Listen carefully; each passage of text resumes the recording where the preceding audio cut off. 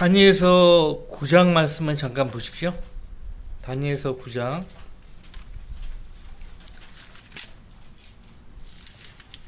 다니엘서 9장 25절부터 보시면, 그러므로 알고 깨달으라, 예루살렘을 복원하고 건축하라는 그 명령이 나오는 때부터 메시아 통치자까지 7주와 62주가 될 것이요. 그럼 69주예요. 그 거리와 그 성벽이 재건되리니 곧 고난스런 때리라. 62주 후에는 메시아가 끊어질 것이나 자신을 위해서가 아니요 또 장차올 그 통치자의 백성이 도성과 성소를 파괴하리니 그 끝은 홍수로 뒤덮일 것이요 그 전쟁의 끝에는 황폐함이 정해졌느니라. 장차 올 그 통치자는 메시아가 아니에요. 예수님이 아니고요, 적그리스도입니다. 적그리스도의 백성이 도성과 성소를 파괴한다고 되어 있어요. 그 끝은 홍수로 뒤덮일 것이요 그 전쟁의 끝에는 황폐함이 정해졌느니라. 그가 많은 사람들과 더불어, 여기서 그는 장차 올 그 통치자입니다. 적그리스도죠. 많은 사람들과 더불어 한 주 동안 언약을 확정하고, 여기서 한 주가 7일인데 각 하루를 1년으로 환산을 해야 돼요. 그러면 7년이 나오죠. 그 한 주 동안 언약을 확정하고 그 주의 중간에, 그러니까 7년 중간에 그가 희생제와 예물을 금지시킬 것이요. 그러니까 7년 중간이니까 이제 후 3년 반으로 넘어가는 그 시점에서 희생제와 예물을 금지시킬 것이라고 예언하고 있어요. 그는 가증함을 확산시키므로 황폐케 하리니 진멸할 때까지 할 것이며 정해진 것이 황폐케 한 자에게 쏟아지리라 하더라. 물론 이 말씀들은 대환란의 상황을 가리켜서 하는 말이지만요, 한 주가 남았어요. 7주와 62주는 지나갔어요. 69주하고 그 한 주 사이에 엄청난 기간이 흐른 거예요. 그 교회 시대 2000년의 교회 시대가 지금 지나가고 있어요. 그래서 한 주만 남았습니다.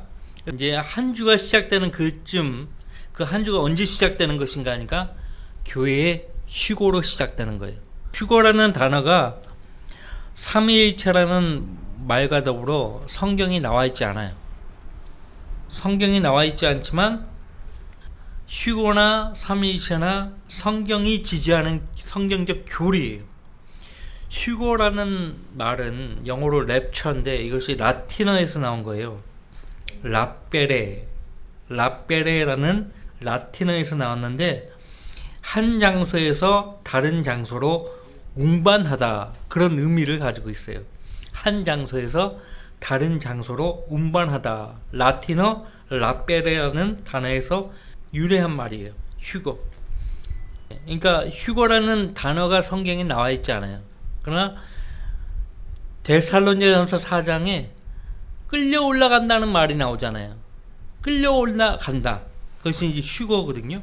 그러니까 마치 독수리가 먹이를 낚아채 가는 것을 묘사하는 단어가 끌려 올라간다, 휴거예요. 휴거, 랩처. 신약 성도들의 휴거의 교리가 데살로니가전서 4장과 고린도전서 15장에 나오죠. 그죠? 데살로니가전서 4장 15절로 17절 말씀을 읽어드리면, 우리가 주의 말씀으로 너희에게 이것을 말하노니 주께서 오실 때까지 살아남아 있는 우리가 잠들어 있는 자들보다 결탄코 앞서지 못하리라. 주께서 호령과 천사장의 음성과 하나님의 나팔소리와 함께 하늘로부터 친히 내려오시리니, 그러면 그리스도 안에서 죽은 자들이 먼저 일어나고, 그리고 나서 살아남아 있는 우리도 공중에서 주와 만나기 위하여 그들과 함께 구름 속으로 끌려 올라가리니, 이것이 이제 휴거거든요. 그리하여 우리가 영원히 주와 함께 있으리라. 그러니까 우리 자신의 힘으로 올라가는 것이 아니라 하나님께서 우리를 잡아 끄시는 거예요. 엘리야도 에녹도 데리고 가신 거예요. 창세기 5장이 나오잖아요. 자, 에녹은요 노아의 대홍수 이전에 올라갔어요. 대홍수는 대환란을 예표하는 사건이거든요. 그러니까 대환란 전에 성도들은 들려 올라가는 거예요. 예표적으로 보여주고 있어요. 여러분들 창세기 5장을 보세요.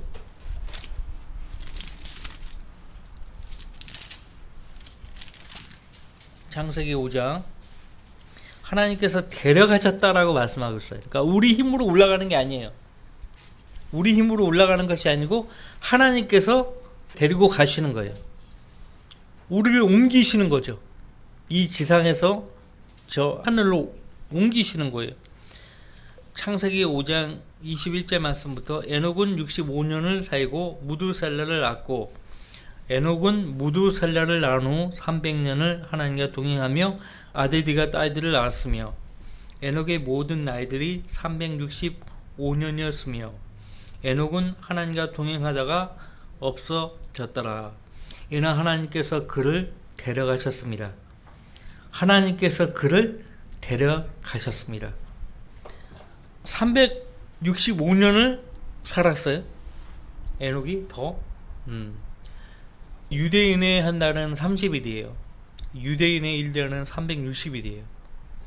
그러나 이방 민족의 1년은 365일이죠. 신약교회의 성도들 대부분이 이방인들이에요. 우리 하루하루가 주님 만난 날을 고대하며 살아가는 하루하루가 되어야 한다는 것을 우리에게 보여주고 있습니다. 하루하루가 하나님과 동행하는 삶이 되어야 하는 거예요. 하나님과 동행하다가 우리는 조만간 에녹처럼 없어지는 거예요. 없어지는 거예요. 자, 여러분들 도둑이 왜 오죠? 도둑이 뭘 훔치려고 오는 거죠? 예수님이 도둑같이 온다고 했잖아요. 그분의 성도들을 데리고 가시는 거예요. 그러니까 아무도 몰라요. 아무도. 없어지는 거예요. 응? 도둑이 왔다 갔구나. 나중에서 아는 거죠. 누가? 하나님께서 그를 데려가셨습니다. 그래서 한 장소에서 다른 장소로 운반하는 거예요. 누가 운반하는 거예요? 하나님이. 우리 힘으로 올라가는 거 아니에요. 그리스도 안에서 죽은 자들이 먼저 일어난다고 되어 있죠. 그리스도 아니에요. 구약 성도들은 그리스도 안에 있지 않아요. 이 말은 신약 성도들을 가리키는 거예요. 그리스도 안에 있는 성도들. 먼저는 그리스도 안에서 잠들어 있는 성도들. 그러니까 신약 성도들의 휴거를 가리키는 말씀이죠. 구약 성도들은 그리스도 안에 있지 않아요. 우리 신약 성도들만, 성령으로 거듭난 성도들만 그리스도 안에 있어요. 그리스도 안에서 죽은 자들이 먼저 일어나고 오라고 했어요. 그리고 나서 살아남아 있는 우리도 공중에서 주와 만나기 위하여 그들과 함께 구름 속으로 끌려올라 가리니. 그러니까 이제 휴거가 먼저가 아니라요. 휴거가 되려면은 먼저 몸의 변화가 이루어져야 돼요. 몸의 변화가 먼저예요. 그것이 이제 고린도전서 15장이에요. 보세요. 고린도전서 15장 51절로 53절. 몸의 변화가 없이 하늘로 갈 수 없어요. 왜? 이 천한 몸, 죄에 있는 이 죽을 몸, 썩을 몸은 하늘에 적합한 몸이 아니기 때문에 몸의 변화가 필요해요. 먼저. 자, 고린도전서 15장 51절로 53절. 보라, 내가 너희에게 한 가지 신비를 말하노니 우리가 다 잠잘 것이 아니요 오히려 우리가 모두 변화될 것이니 마지막 나팔 소리에 눈 깜짝하는 순간에 그러하리라. 나팔 소리가 나면 죽은 자들이 썩지 아니하는 몸으로 일으켜지며 우리도 변화되리라. 그래야 이 썩을 몸이 반드시 썩지 아니할 몸을 입고 이 죽을 몸이 반드시 죽지 아니할 몸을 입으리라. 현재 우리 살아있는 우리 성도들 지금 주님 오시면 우리 죽지 않고 산채로 에녹처럼 변화받아 올라간다는 거예요. 마지막 나팔 소리에 눈 깜짝하는 순간에 그러하리라. 나팔 소리가 나면 죽은 자들이 썩지 아니하는 몸으로 일으켜지며 우리도 변화되리라. 이 나팔 소리는 누구를 향한 나팔 소리인가 하니까 성도들을 향한 나팔 소리예요. 성도가 아닌 사람들은 이 나팔 소리 못 들어요. 그래야 이 썩은 몸이 반드시 썩지 아니할 몸을 입고 이 죽은 몸이 반드시 죽지 아니할 몸을 입으리라. 바울 사도는 어떤 근거로 이 말을 하고 있는 것이에요? 요한복음 11장에서 예수님이 마르다에게 하신 말씀을 기억하고서 이 말을 하고 있는 거예요. 그런데 요한복음 11장 25절 보세요. 바울이 그냥 자기 생각을 가지고 얘기하는 것이 아니에요. 주님이 분명히 요한복음 11장 25절 26절 말씀에서 이 말씀을 했기 때문에 이 말을 기억하고서 바울 사도가 고린도 전서 15장에서 말한 거예요. 예수께서 그녀에게 말씀하시기를 나는 부활이요 생명이니 나를 믿는 자는 죽어도 살 것이며 또 살아서 나를 믿는 자는 누구나 영원히 죽지 아니하리라. 내가 이것을 믿느냐고 하시니. 사실 뭐 죽는 게 이렇게 아프다가 고통스럽게 죽는 걸 누가 원합니까? 하지만 성도라면 비록 육신의 질고 때문에 아픈 가운데, 비록 고통 가운데 주님 품으로 간다 하더라도 그거는 잠깐이에요. 사실 죽는 것이 영원한 죽음이 아니잖아요. 가장 안전한 주님 품으로 옮겨주는 것이니까, 그러니까 죽음에 대해서 두려워할 필요가 없어요. 그래서 우리가 나이가 들면 들수록 주의 약속의 말씀을 굳게 붙잡고 살아야 돼요. 그래야 마음이 미약해지면은 붙잡아야 될 그 소망마저도 붙잡지 못하게 되거든요. 말씀을 딱 나이가 많아도 붙잡아야 돼요. 그래야 돼요. 한 번도 죽지 않는다는 것은요, 우리 모든 그리스도인들에게 소망이에요. 바라는 소망이에요. 근데 먼저 죽었어도 낙심할 필요가 없어요. 왜? 먼저 그리스도 안에서 잠든 성도들은 먼저 일어나게 돼 있어요. 먼저 살아있는 우리 성도들은 그들을 앞설 수 없다고 바울 사도가 데살로니가전서 4장에서 말했잖아요. 앞서지 못해요. 먼저 그 그리스도 안에서 죽은 성도들이, 잠든 성도들이 일어나는 것이에요. 죽은 것이 아니에요. 잠든 것이에요. 잠든 사람은 깨어나는 거예요. 부활의 아침에 깨어나는 거예요. 예수님이 오시면 잠든 성도들을 깨울 거예요. 러크만 목사님을 깨울 거예요. 사도 바울을 깨울 거예요. 사도 베드로를 깨울 거예요. 그죠? 디모데 형제를 깨울 거예요. 사도 요한을 깨울 거예요. 이성호 목사님을 깨울 거예요. 수많은 앞서간 우리 믿음의 선배들을 먼저 깨우시는 거예요. 그러고 나서 살아남아있는 우리도 끌려 올라가는 거예요. 변화되어서 끌려 올라가는 거예요. 그래서 우리 모두는 로마서 8장에서 바울 사도가 말하고 있듯이 양자 되는 것, 곧 우리 몸의 구속을 기다리고 있는 거예요. 로마서 8장 23절 말씀에 그들뿐만 아니라 하나님이 창조하신 모든 창조물 뿐만 아니라 성령의 열매들을 가진 우리까지도, 거듭난, 성령으로 거듭난 성도들까지도 속으로 신음하며 양자되는 것 곧 우리 몸의 구속을 기다리고 있느니라. 특히 이제 질병을 앓고 하루하루 고통 가운데 살아가는 성도들은 더 양자되는 것을, 우리 몸의 구속을 더 간절히 기도하는 거예요. 그렇지 않겠어요? 그리스도인의 몸은 예수님께서 피 흘려 죽으심으로써 값주고 사셨잖아요. 하나님의 것이에요. 또한 너희 몸은 너희가 하나님으로부터 받은 바 너희 안에 계신 성령이 전인 것을 알지 못하느냐? 너희는 너희 자신의 것이 아니니라. 너희는 값을 치르고 산 것이니 그러므로 하나님의 것인 너희 몸과 너희 영으로 하나님께 영광을 돌리라. 고린도전서 6장 19절로 20절 말씀이죠. 이제 곧 조만간 예수님께서 오시면요, 에베소서 2장 13절에서 값주고 사신 그 소유를 구속하기 위해서 오시는 거예요. 하나님의 거룩한 영이 우리 안에 언제까지 계시는가 하니까 이 값주고 사신 이 소유를 구속하기까지 계시는 거예요. 에베소서 4장 30절 말씀.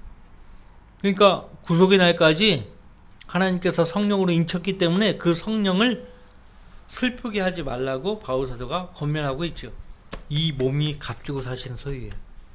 피 값주고 예수님 피 흘려 사신 거예요. 그 값으로. 얼마나 귀한 신분입니까? 우리의 시민권이 또 하늘에 있습니다.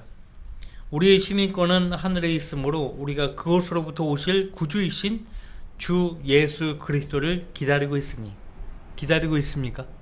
그가 만물을 자신에게 복종시키는 그 능력의 역사로 인하여 우리의 천한 몸을 그분의 영광스러운 몸같이 변모시키시라. 빌립보서 3장 20절 21절 말씀이에요.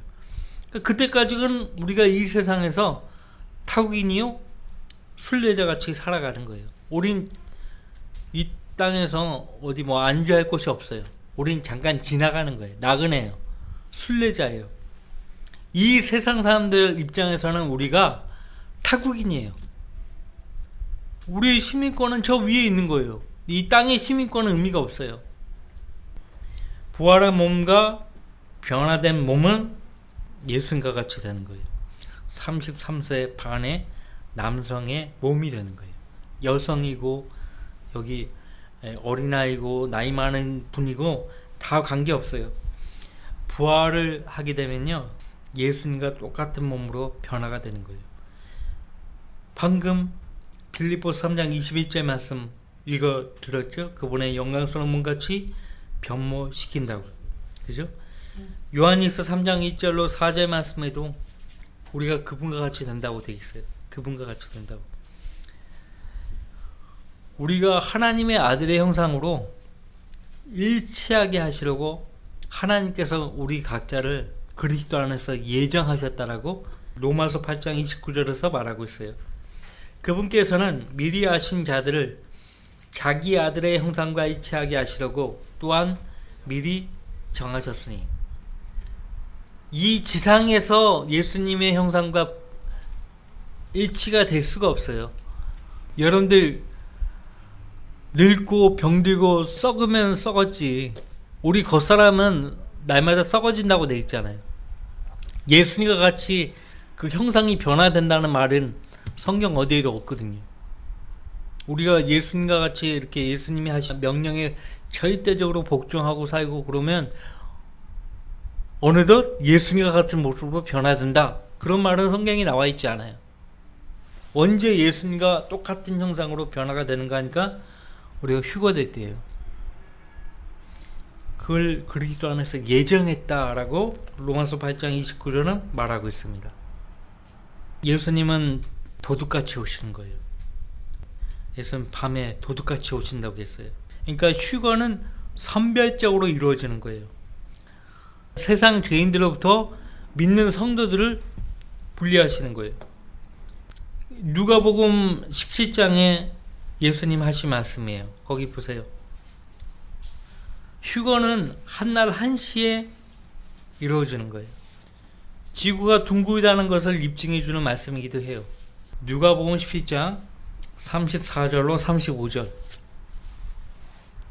내가 너희에게 말하거니와 그 밤에는 두 사람이 한 침상에 있다가 한 사람은 데려가게 되고 한 사람은 남게 되리라. 그 밤에는, 밤이죠.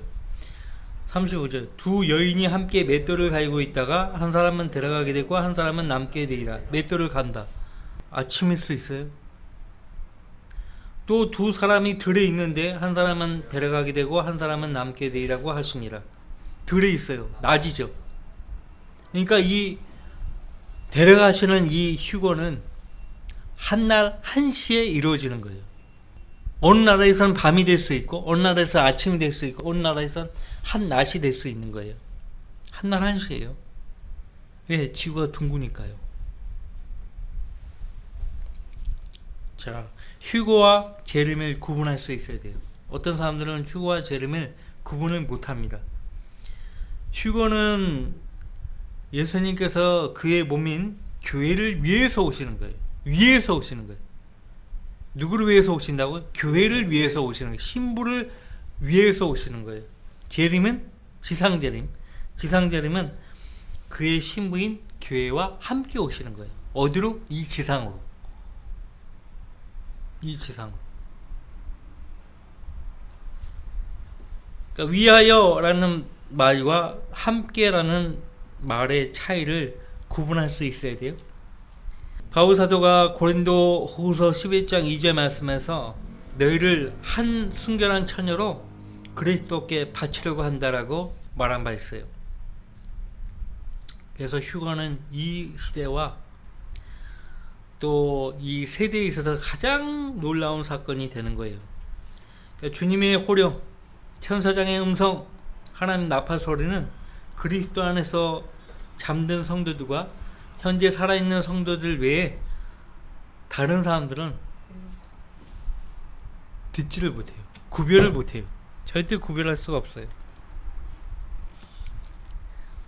공중재림이에요. 아무도 모르게 성도들만 아는 거예요. 세상 사람들이 전혀 몰라요. 근데 그리스도께서 지상으로 재림하실 때는 모든 사람이 볼 것이라고 고린도후서 2장 7절은 말하고 있어요. 휴거 때는 도둑같이 오신다고 했죠.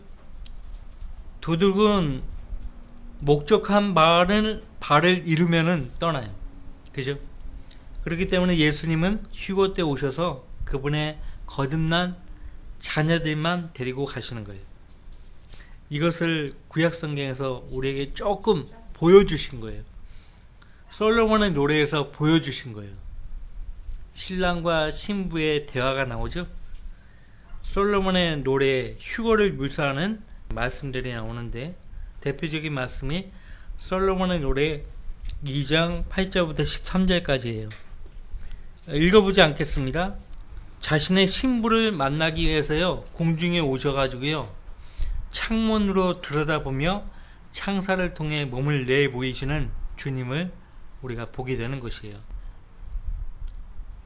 자신을 완전히 공개하지 않죠. 은밀하게 보이시는 거예요.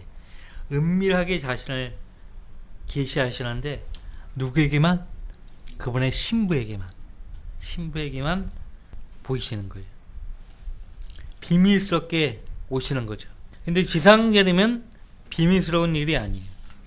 공개적인 일이에요. 에녹이라는 인물을 통해서 대환란 전에 우리가 휴거된다고 말을 했는데 그 대표적인 구절이 데살로니가전서 1장 10절이에요. 거기 보세요. 교회는 환란을 통과하지 않습니다. 대환란을 통과하지 않습니다. 성경에서 대환란과 구원받은 성도들이 받는 시련들과 구분할 수 있어야 돼요. 대환란이 있고 환난이 있어요. 환난은 시련들을 가리키는 거예요. 역경들, 고난들을 가리키는 거예요. 그래서 큰 환난, 대환난, 이것은 이제 예레미야서 30장 7절 말씀에서는 야곱의 고난의 때라고 말하고 있죠. 야곱이라고 돼 있어요. 이스라엘 백성들을 위한 고난의 때예요.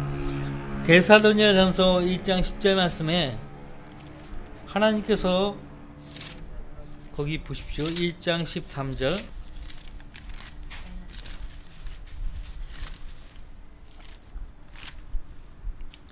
또 하나님께서 죽은 자들로부터 살리신 그분의 아들 즉 다가올 진노로부터 우리를 구해내신 예수께서 하늘로부터 오심을 기다린다는 것이니라. 다가올 진노는요 가까이는 대환란이고요, 그죠? 멀게는 지옥의 영원한 형벌이죠. 그래서 대환란뿐만 아니라 지옥의 형벌로부터 우리를 구원해 내신 거예요. 구해 주신 거예요. 자, 교회의 성도들은요 그리스도의 몸을 이루는 각 지체들이에요. 예수 그리스도와 지체가 되는 성도들과 뗄래야 뗄 수 없는 관계예요. 성도들이 대환란을 통과한다 그러면 예수님도 함께 그 대환란을 통과해야 되는 거예요. 그럴 이유가 없어요. 대환란은 교회를 위해서 하나님께서 목적하신 기간이 아니에요. 누구를 위해서? 이스라엘 백성들이 야곱의 고난의 때라고 말씀하고 있습니다. 그들을 반드시 다루시겠다고 말씀하셨어요. 그래서 대환란과 그 일반적으로 받는 시련과 고난들, 환란들을 구별을 할 수 있어야 합니다. 너희가 환란을 당하나 기운을 내라고 했어요. 이는 내가 세상을 이겼음이라고 말씀하셨어요. 자, 거기 데살로니가 후서 1장 4절 말씀 보세요.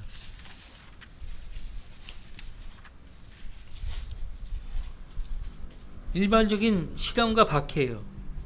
데살로니가 후서 1장 4절. 그래야 너희가 견디는 모든 박해와 환난 가운데서 너희의 인내와 믿음에 대하여 하나님의 교회들 안에서 우리 스스로 너희를 자랑하느니라.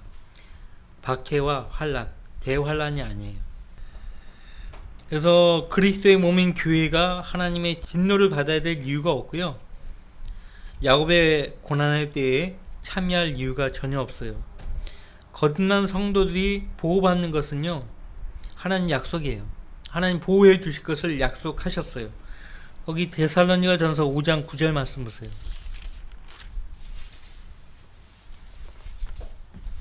같이 읽습니다. 이는 하나님께서 우리가 진노를 받도록 정해놓으신 것이 아니라 우리 주 예수 그리스도를 통하여 구원을 받게 하셨기 때문이라. 우리 주 예수 그리스도를 통하여 구원을 받게 하셨기 때문이라. 진노를 받도록 정해놓으신 것이 아니에요. 그럼 유대인들은 진노를 받도록 정해진 거죠. 우리와 우리 자손에게 돌리라. 그들은 오랜 동안 하나님 명을 거역했어요. 불순종했어요. 하나님을 그분의 법에 따라 온전히 섬기지 못했어요. 아까 에녹을 이야기했죠. 휴거에 무용이 되는 그런 인물과 사건들을 우리가 많이 보게 되는데 그것에 대해서는 시간 관계상 말하지 않겠습니다. 여러분들 아까 솔로몬의 노래를 제가 잠깐 언급했는데 한번 보겠습니다. 솔로몬의 노래 2장을 보세요. 아까 8절부터 13절까지라고 했는데 시간 관계상 11절 말씀부터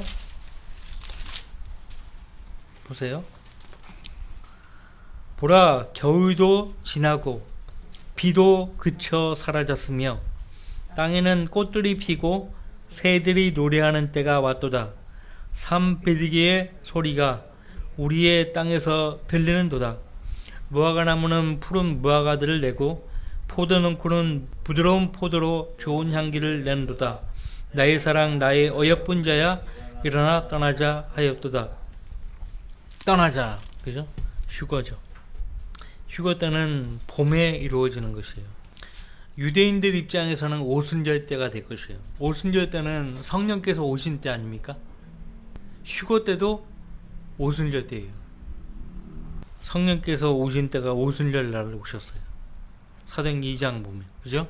구약의 율법이요 오순절 날 주어졌어요. 출애굽기 19장에 보면 나와요. 율법은 유대 종교력으로 셋째 달에 주어졌는데 이때는 오늘날의 달력으로 보면은 5월과 6월 사이예요. 출애굽기 19장 10절 말씀부터 보시면 주께서 모세에게 백성을 거룩하게 하고 또 셋째 날을 대비하라고 말씀하셨죠? 왜? 그날 주님께서 내려오실 것이라고 말씀하신 거예요. 그래서 스스로 깨끗하게 하고 셋째 날을 대비하라고 말씀하신 거예요. 그런데 모세로부터 율법을 받게 될 이스라엘 민족이요 어떻게 했어요? 금송아지를 만들어 놓고 앉아서 먹고 마시고 일어나 뛰놀고 있었죠. 결국 그들이 율법을 받던 그날 백성 중 3,000명이 쓰러져서 죽임을 당했어요. 그런데 사도행전 2장에 보면 오순절날 성령께서 오셔서 사도 베드로의 입을 통해서 주의 말씀을 듣고 회개한 유대인들이 구원을 받죠. 그 수가 3,000명이에요. 그 3,000명 모두가 다 침례에 순종하죠. 이 우연이라고 볼 수 없어요. 율법 당시에 3,000명의 유대인들이 진노를 받아 죽임을 당했는데 성령께서 오신 오순절날 사도 베드로의 그 말씀을 듣고 회개를 하고 주님께 돌아온 그 유대인들이 3,000명이나 침례에 순종한 거예요. 그래서 솔로몬의 노래에 휴거는 봄에 있을 것이라고 예시해주고 있어요. 지상절임은 유대인들과 연관되어 있다고 했죠. 장막절이에요. 장막절, 나팔절, 장막절. 그러니까 유대력으로 따지면 9월과 10월 사이죠. 9월과 10월 사이가 장막절이에요. 예수님이 초림 때 오신 그 때가 장막절이에요. 9월 23일 정도에 오신 거예요. 그러니까 12월이 아니에요. 12월이 아니에요. 무화과는 푸른 무화과들을 내고 포도 넝쿨은 부드러운 포도로 좋은 향기를 낸도다. 나의 사랑, 나의 어여쁜 자야, 일어나 떠나자. 여기 솔로몬의 노래 2장 13절 말씀 역시 휴거의 시기를 보여주고 있죠. 무화과나무와 포도나무를 보게 되죠. 이 무화과나무, 포도나무는 이스라엘 민족을 예표하는 나무입니다. 무화과나무 가지가 유연해지고 잎이 나오면 그날이 가까운 줄 알라, 그렇게 말씀하셨죠. 그 다음에 포도가 좋은 향기를 낸다. 언제? 그때가 봄이에요. 무화과나무 가지가 유연해지고 잎이 나오는 때도 봄이에요. 휴거와 연관이 있는 거죠. 자, 이것이 우리의 복된 소망이에요. 복된 소망. 단순한 바람이 아니에요. 복된 소망이. 복된 소망과 위대하신 하나님이시며 우리 구주이신 예수 그리스도의 영광스러운 나타나심을 기다리게 하셨으니. 어떤 사람은 예수님의 피가 하나님의 피가 아니라고 하는 거예요. 완전 가짜예요. 완전 가짜라고. 예수님이 하나님인데. 요한복음 2장 1절에도 그렇게 나와 있는데, 성경에 기록된 대로 믿지 않는 사람들이 우리 주변에 얼마나 많습니까? 그런 사람들이 이 복된 소망을요 완전 사라지게 만드는 거예요. 이 복된 소망은요 정결케 하는 소망이에요. 그분 안에서 이 소망을 가지는 사람은 누구나 그분이 정결하신 것처럼 자신을 정결케 하느니라. 예수님 오신다고 굳게 믿는 성도들은요 언제든지 주님을 맞이할 수 있도록 자신을 깨끗하게 하는 거예요. 신부로 주님께 드리기 위해서 깨끗하게 하는 거예요. 근데 주님의 오심을 기다리지 않는 사람들은요 자신을 더럽히는 거예요. 예? 자신을 더럽힌다. 주님의 손꼽아 기다리는 성도들은 항상 자신을 말씀의 물로 깨끗하게 하고 자신을 세상으로부터 지키는 거예요. 이 소망이 주님께서 오실 때 우리를 수치로부터 지켜주는 거예요. 어린 자녀들아 이제 그분 안에 거하라. 이는 그가 나타나실 때 우리가 담대함을 가지며 그가 오실 때 그의 앞에서 수치를 당하지 않게 하려 함이라. 주님의 오심에 주의하고 우리에게 맡겨진 것을 잘 관리함으로써 주님이 오실 때 그분 앞에서 우리 모두가 다 수치를 당하지 않고 칭찬과 존귀와 영광을 받는 거예요. 칭찬과 존귀와 영광을 받는 거예요. 그런 이유로 우리가 이 시간에 이 짧지만은 예언의 말씀에 우리가 주의를 기울여야 하는 것이에요. 오늘은 휴거에 대해서 공부해 봤습니다. 우리가 들림 받지 않으면요 대환란도 예수 그리스도의 지상재림도 천년왕국도 새하늘과 새 땅도 안 되는 거예요. 이루어지지 않는 거예요. 휴거가 먼저예요. 네, 휴거가. 다 같이 기도 제목을 봅시다. 다음 주에는 그리스도의 심판석. 휴거가 되면은 우리 성도들은 하나님 앞에서 어떻게 되는가에 대해서 공부를 해보겠습니다. 땅에서는 대환란이지만 휴거됐으니까, 그러니까 우리 휴거된 성도 입장에서 공중에서 어떤 일이 펼쳐지는가에 대해서 공부를 해보겠습니다.